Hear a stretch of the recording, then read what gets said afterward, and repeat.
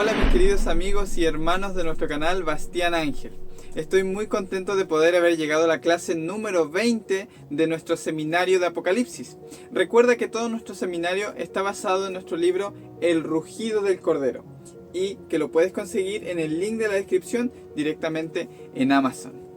Bien, comentarte que la clase número 20 y la siguiente, la número 21, estarán unidas, ¿ok? Serán básicamente parte del mismo tema. Pero decidimos dividirla porque una tratará sobre la imagen de la bestia relacionada con la que ve Nabucodonosor, pero que está sumamente conectada con Apocalipsis, los 10 dedos, los 10 cuernos, los reyes, etcétera, etcétera. Es una bestia mixta, ¿ok? Y hay una imagen de esta bestia que es adorado por los moradores de la tierra. Venimos hablando en las clases anteriores acerca del anticristo, que es un espíritu que permea los corazones de las personas. Y resulta que Santiago escribe a las 12 tribus esparcidas, es decir, al pueblo judío. Y habla acerca de una sabiduría terrenal, animal, diabólica, que tiene que ver con este espíritu del anticristo, que son celos amargos, envidias y odio hacia los hermanos. Y luego está la sabiduría divina, que es pacífica, que es amable, que es bondadosa. Esto de sabiduría es un asunto muy conocido para los hebreos. Tiene mucho contenido o carga interna de su cultura. Ahora, por eso Santiago utiliza estas palabras específicas. Y bueno, hay un tipo de sabiduría terrenal y hay un tipo de sabiduría celestial. Y se divide en las que domina a los reinos de este mundo, que vamos a ver que está muy conectado con la imagen de la bestia. Y está la sabiduría celestial, la que está caracterizada por el reino de Cristo, ¿ok? La que es pacífica y su forma de gobernar. Así que vamos a dividir estos dos temas, obviamente conectándolo con lo que venimos hablando acerca del anticristo. Recuerda que veníamos hablando del profeta Elías, de cómo hacía descender fuego del cielo para que adoraran a Yahvé y así matar a todo el que no le adore, es decir, a los profetas de Baal, y los envió a degollar en el arroyo Sison, que significa el arroyo de la serpiente. Ahora, entenderás que este espíritu no es de Dios, aunque parezca estar sirviendo a Dios, no es el espíritu de Dios. Eso lo vimos en los temas anteriores.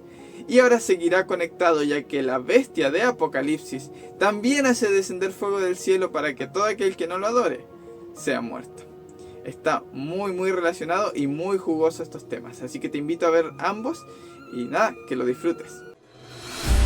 Revelación de Jesucristo que Dios anunció y explicó a su siervo Juan. Pues el momento está cerca.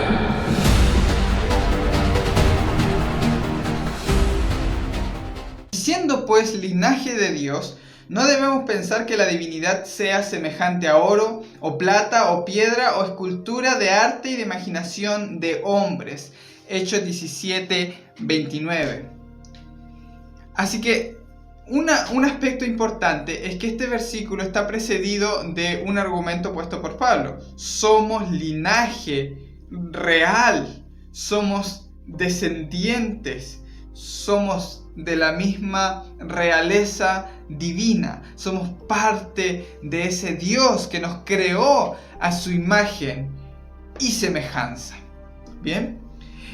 Se ha hablado mucho de que los seres humanos ya no están hechos a imagen y semejanza de Dios, que la han perdido, pero sin embargo Santiago reafirma esta idea, que no se nos olvide que no puede salir agua amarga y dulce de la misma fuente, porque con una boca bendecimos a Dios y con la misma boca maldecimos a los hombres creados a la imagen de Dios. Así que Santiago reafirma que estamos hechos a la misma imagen de Dios. Así que somos linaje, y como somos linaje de Él, no debemos pensar, esta es la razón por la que no debemos pensar, como somos hijos de Él, que la divinidad sea semejante a oro, o plata, o piedras preciosas, o arte, o escultura, o imaginación de hombre. La palabra imaginación aquí se encuentran dos palabras, imagen y semejanza. Pablo utiliza estos dos conceptos, que la divinidad sea semejante a o de imaginación o una imagen de hombre. Y esto tiene que ver con una imagen mental. La palabra es entumesis, G1761, pensamiento o imágenes mentales. Ahora, tengan en cuenta ustedes que el contexto de este versículo es Pablo hablando a atenienses, justo en el Areópago, donde se reúnen los diferentes filósofos a debatir y a charlar y a reflexionar sobre la vida, sobre las matemáticas, sobre la biología, las ciencias y sobre la religión también. Son muy religiosos. Por lo que si Pablo es tan educado como sabemos que lo fue, él de seguro al pararse a hablar frente a los atenienses tiene que hablar con la propiedad de vida de eruditos que están diciendo este debe ser un charlatán. Entonces él debe demostrar que está a la altura de estar en ese círculo de conversación. Bien, entonces las palabras que va a usar Pablo van a ser seleccionadas directamente para llamar la atención de ellos, y una de esas es entumesis, la palabra griega entumesis. Y entumesis en la filosofía ateniense ya tenía un trasfondo de Grecia y también romano, pero los principales expositores o que definieron el concepto entumesis fueron Platón y Aristóteles, que le dieron una idea en particular. Por ejemplo, Platón utiliza la palabra en sus diálogos para referirse a la imaginación como una función del alma humana que nos permite percibir y crear imágenes mentales de cosas ausentes. Así que Pablo está diciendo, no debemos pensar que Dios se parezca a una imagen mental de los hombres. ¿Se dan cuenta?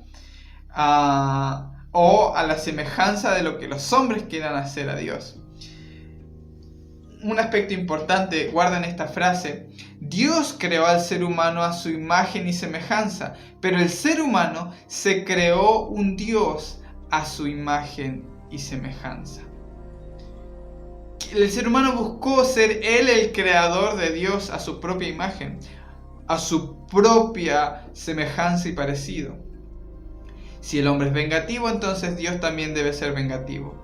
Si el hombre se enoja y se enfurece y habla mal de su hermano y no lo puede perdonar, entonces Dios también debe ser tan condicional como nosotros para perdonar. Si no te arrepientes, si vienes y me pides perdón, no te perdono. Sin embargo, Dios perdona aún cuando no le pedimos perdón.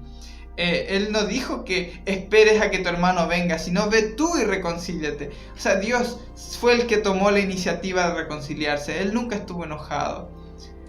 Es más, nosotros no nos ganamos el perdón de Dios pidiéndole perdón, sino que Él se gana nuestro corazón perdonándonos y amándonos. Es la bondad de Dios la que nos guía al arrepentimiento.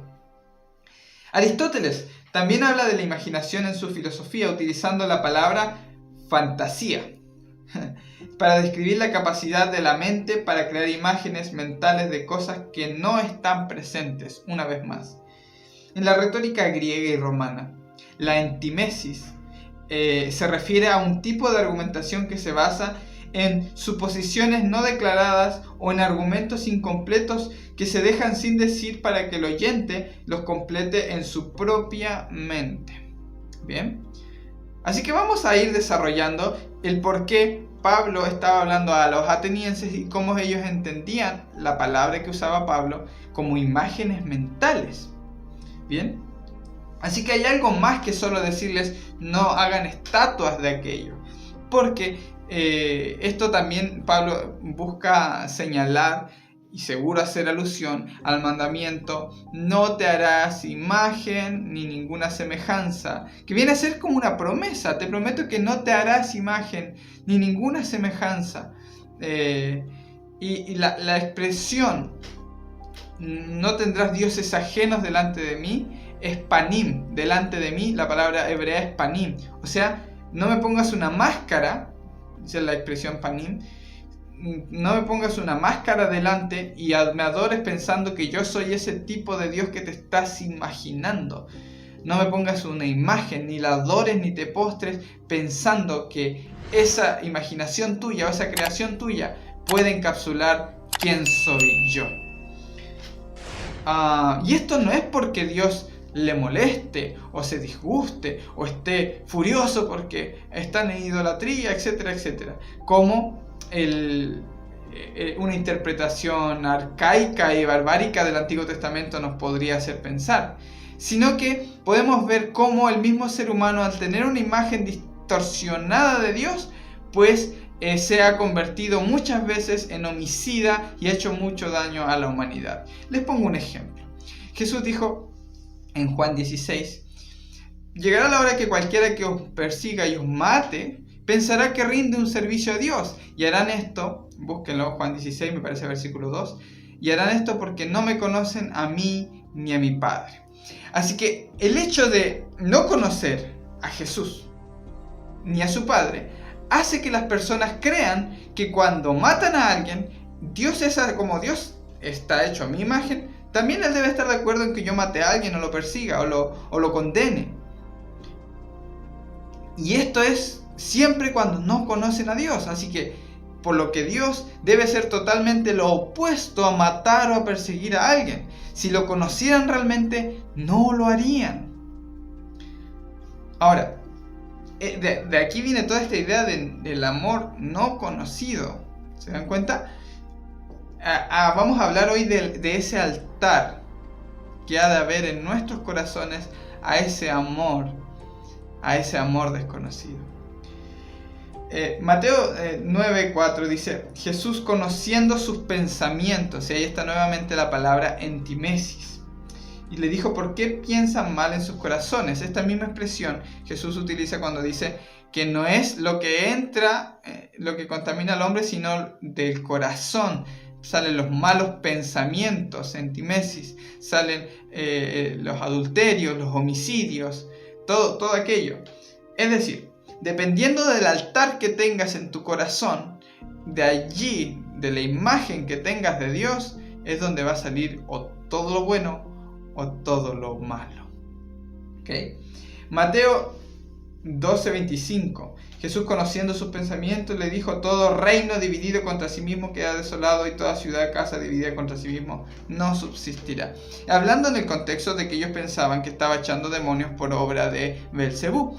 Sin embargo, el concepto de reino les decía también que en su propia mente tenían un reino dividido y no subsiste, o sea, eso se derrumba, se cae. Esto tiene mucha profundidad. Podemos pensar en la estatua de Nabucodonosor o podemos pensar en el templo de Jerusalén, como todo ese sistema de un reino dividido, de un Dios, hasta bipolar, cae, se derrumba, no queda piedra sobre piedra, y tampoco permanece en los corazones de forma perpetua. Hebreos 4:12, porque la palabra de Dios es viva y eficaz, más cortante que toda espada de doble filo, y penetra hasta lo más profundo del alma y el espíritu, a la médula de los huesos, y juzga los pensamientos y las intenciones del corazón. Si es una espada, entra para purificar aquello, los pensamientos, las intenciones, y la palabra es entimesis. ¿Bien? Así que lo que Dios quiere purificar es tus imágenes mentales acerca de quién es Dios. De hecho, como se presentará esta semana, la palabra arrepentimiento es metanoia, un cambio de mente, cambiar la mente, cambiar la opinión, el pensamiento.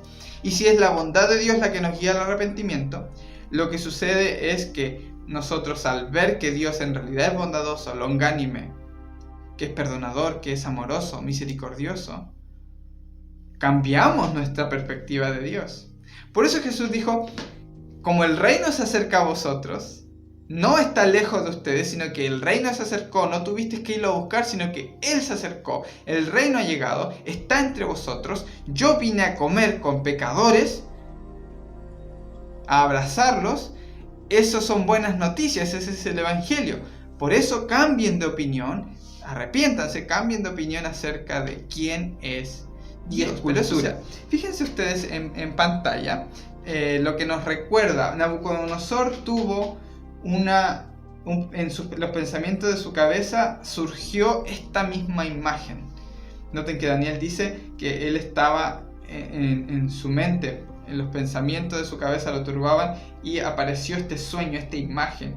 Una estatua con cabeza de oro, pecho y brazos de plata, vientre y muslos de bronce, piernas de hierro y pies de hierro mezclado con barro cocido. Una estatua muy interesante que habla acerca de la historia y del futuro que tenía Babilonia y de ahí en adelante. Así que Daniel define un par de cositas. Le dice, tú eres aquella cabeza de oro. O sea, de allí comienza, de la cabeza, de los pensamientos. O sea que luego más tarde él se hace una imagen, atención a lo que estoy diciendo, una imagen toda hecha de lo que hay en la cabeza, toda hecha de oro. O sea, una imagen propia para adorarla. Pero ya lo charlaremos. Resulta que en el mismo libro de Daniel, la cabeza está representada por un león con alas, Babilonia. El oso está representado en el pecho y los brazos de plata, que son referencia a Medo-Persia. Esto está en el mismo libro de Daniel, no hay que ser un experto en historia para saberlo. Incluso en el libro de Daniel aparece también Grecia. El mismo ángel le dice, luego vendrá el príncipe de Grecia. Y es representado con el leopardo, 4 cabezas y 4 alas. Alejandro Magno, la velocidad con la que conquistó el mundo de esa época. Y luego tenemos una bestia con dientes de hierro que desmenuza todo lo que hay a su paso, y 10 cuernos que vendrían siendo los pies de hierro y barro cocido, mezclados con barro cocido. Ok, entonces tenemos Babilonia, Medo-Persia, Grecia y por supuesto lo que vino después más tarde, y lo sabemos por la historia, el Imperio Romano. Ok, el hierro. No voy a entrar en este asunto de profecía porque no es nuestra temática, como dije al principio, pero tengo ahí una interrogante para ustedes. Muchos creen que los pies de hierro y barro se refieren a Europa dividida. Sin embargo, el libro de Daniel concluye diciendo que todo lo que se mostró se cumplirá con la destrucción o la abominación desoladora de la que habló, como dijo Jesús, el profeta Daniel, refiriéndose Jesús a la destrucción del templo de Jerusalén. No voy a entrar una vez más a argumentar eso porque lo que me interesa es otra cosa, pero sí podemos charlar acerca de cómo bíblicamente podemos descifrar a qué se refiere el hierro y el barro cocido, entendiendo que el hierro sigue siendo Roma, ¿ok? Si Roma imperial es el hierro, el mismo hierro sigue siendo Roma imperial. No hay un cambio. Además, tiene que ser el gobernante del mundo. ¿Se dan cuenta? Tiene que estar gobernando el mundo, porque han sido imperios mundiales. Sin embargo, Europa dividida no tiene mucho que jugar allí. Así que no tenemos argumentos bíblicos para decir que Europa puede hacer el barro mezclado con hierro. No tiene mucho sentido. Ni Roma papal mezclado con los países de Europa, ni Estados Unidos. Bien, pero unas cositas a tener en cuenta es que en el libro de Apocalipsis encontramos la misma descripción de estas bestias. Bien, y aquí podemos tener una pista muy interesante. Pero resulta que a diferencia del libro de Daniel, aquí en Daniel se presenta la historia a partir de donde está él. Daniel está en Babilonia, está sucediendo ahí la visión. Luego viene Medo-Persia, Grecia y Roma. ¿Se dan cuenta? Entonces Daniel está mirando hacia el futuro, lo que va a acontecer hacia el futuro. Y ahí le he puesto la flecha azul para que vean el orden en el que se va gestando. Sin embargo, Juan, cuando tiene esta visión, ve las bestias en el orden inverso en que las ve Daniel. Primero ve a la bestia, luego ve al leopardo, luego ve al oso y al final ve al león. ¿Se dan cuenta? Es el orden invertido. Ustedes pueden encontrarlo allí en Apocalipsis 13, si no me equivoco. Así que Juan lo ve en el orden contrario. ¿Por qué? Porque Juan ya está al final. Juan ya está en los pies y a partir de ahí ve lo que Daniel está viendo, pero lo está mirando hacia el pasado. Noten cómo Juan no está mirando hacia el futuro, sino hace una mirada hacia el pasado, recapitulando lo que está sucediendo. Ahora, otra cosa que llama la atención es que aquella bestia es una bestia mixta. Atención con eso, porque el libro de Apocalipsis ha de entenderse en sentido espiritual. Es una bestia mixta, es decir, es Babilonia, pero también es Medo-Persia, es Grecia, es Roma y es la bestia a la vez. O sea, en una misma bestia están combinados todos los reinos terrenales que han habido. ¿Se dan cuenta? O sea, por lo menos los de la visión de Daniel.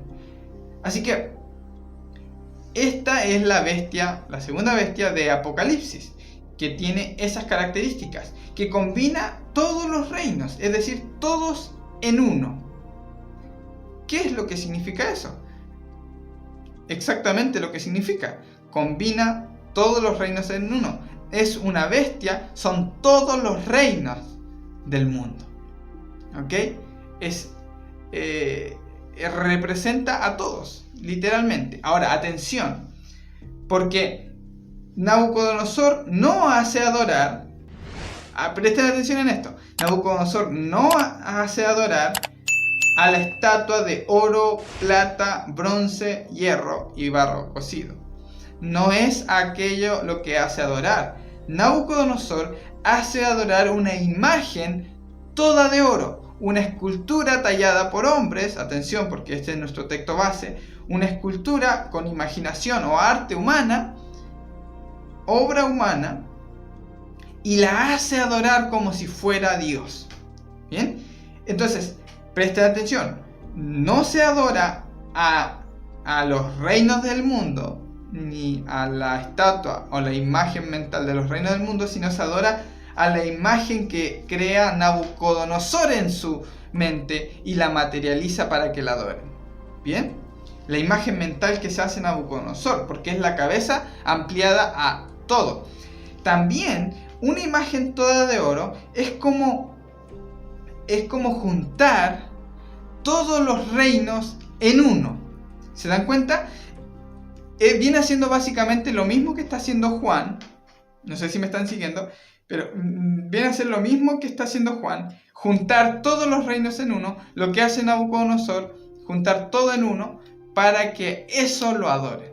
Bien, ahora atención, porque la imagen de la bestia, así como la imagen que se adora en el libro de Daniel, no es la que está compuesta de los 5 materiales, sino la que está compuesta toda de oro, o sea, la que unifica a todos los reinos en uno.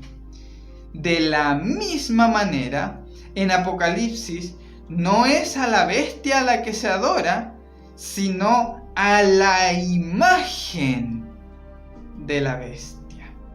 Y esa palabra imagen habla de una imagen mental. ¿Se dan cuenta?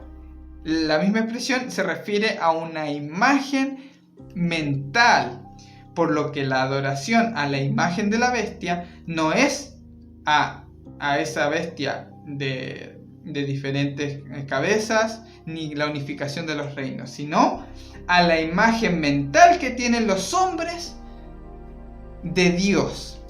¿Cuál es la imagen mental que tienen los hombres de Dios? ¿Por qué lo adoran? Que creen que Dios es igual que la unificación de todos esos reinos. Es decir, creen que Dios es igual a Faraón. Creen que Jesús es igual a Nabucodonosor, tan dictador, que si no me adoras, te mueres. Te echo a un lago de fuego. Creen que Dios es igual a los reinos de los medos y los persas, que causan muerte a través de la espada, destrucción. Ahí tienen las 3 costillas en la boca. Grecia, que conquista a filo de espada rápidamente, o sea, que viene con sus ángeles y acaba con una velocidad increíble con todos sus enemigos y implanta su reino, igual que Alejandro Magno. Cree que es igual que Roma.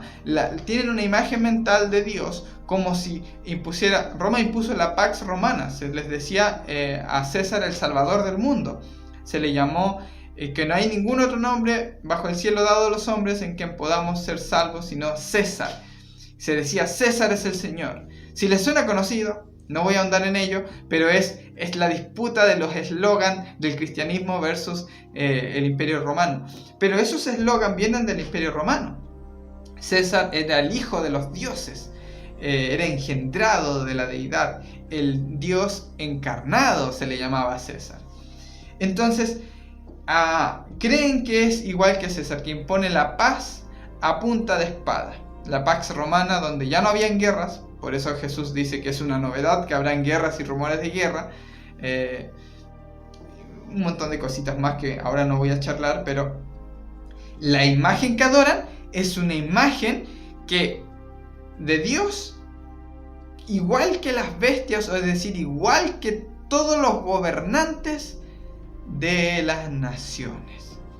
Es igual, un Dios político, un Dios militarizado, un Dios dictador. Entonces, ese es el conflicto del Apocalipsis. Juan lo que quiere mostrar es que reúnen a toda la imagen que tienen de los gobernantes que han tenido a lo largo de la historia y la colocan como si fuera Dios. O sea, hacen una imagen de Dios a imaginación humana. ¿Bien? Apocalipsis 13, 14 al 15 lo dice claramente. Además engaña a los moradores de la tierra a causa de las señales que se le concedió hacer en la presencia de la bestia, diciendo a los moradores de la tierra que hagan una imagen de la bestia que tenía la herida de espada y que ha vuelto a vivir.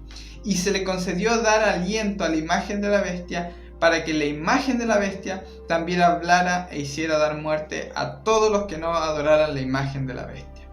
Ahora, atención, porque no es la bestia la que crea la imagen, sino se le ordena a los moradores de la tierra. ¿Se dan cuenta?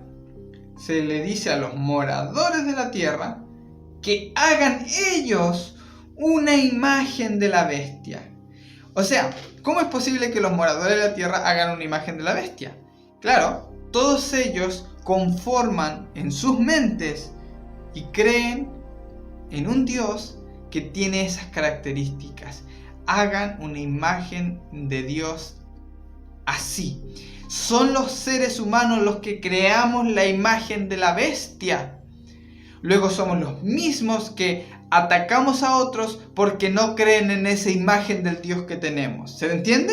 O sea, al igual que los fariseos que perseguían a los cristianos, como ellos no creían en la misma imagen que ellos tenían de Dios, entonces creían que le rendían un servicio a su Dios. ¿Se dan cuenta? A Dios. Pero en realidad están rendiendo honor a la bestia, a la imagen que ellos tienen de Dios. Cualquiera que no adore a su imagen de Dios que tienen, debe morir. Y de ahí todo el celo religioso con el que persiguieron a los primeros cristianos. Pablo, y eso sigue hoy en día. O sea, esto trasciende, independiente de la interpretación que le demos aquí, de cuándo se cumplió esto. Esto trasciende las edades. Las personas a lo largo de la historia han tenido una imagen así de Dios. Y Juan revela esto con esta imagen de Daniel. Me parece muy increíble. Yo cuando descubrí esto, lo encontré y dije, wow, ¿cómo no lo vi antes? Era impresionante cuando estaba leyendo Apocalipsis y viendo qué significaban las imágenes, por qué se ponían. Y tú cuando estudias la Biblia tienes que hacerle muchas preguntas. Como por ejemplo, ¿por qué aquí están mezcladas? ¿Por qué están en el orden inverso? ¿Y qué es una imagen?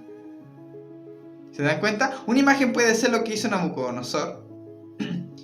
Hacer una estatua de la idea mental que tenía de esa imagen o de quién es el verdadero Dios.